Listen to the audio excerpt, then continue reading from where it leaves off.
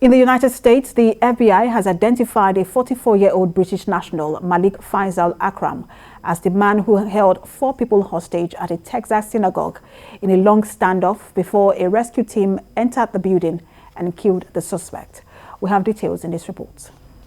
An FBI hostage rescue team killed Mr. Akram after the hostages were released around 9 p.m. local time, the agency said.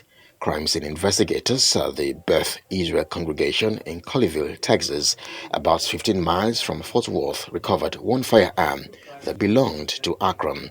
The resolution came nearly 11 hours after he entered the synagogue as it live-streamed its Sabbath morning service on Facebook and Zoom at around 11 a.m. Saturday, Colleyville Police Chief Michael Miller said. The HRT, the hostage rescue team, breached the synagogue.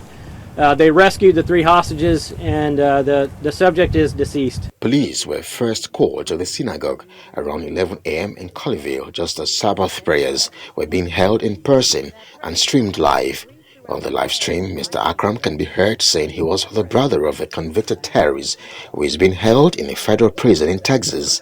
Members of the local Muslim community came out to express support for the synagogue congregation.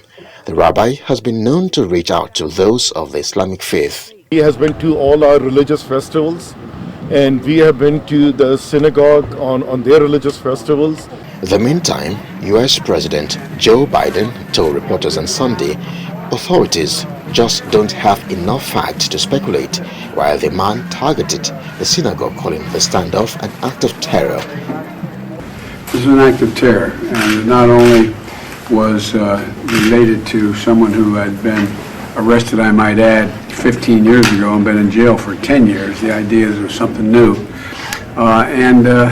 They did just a great job. I also told him that I wanted to make sure we got the word out to synagogues and places of worship that we're not going to tolerate this, that we have this capacity to deal with assault on particularly the anti-Semitism that has grown up.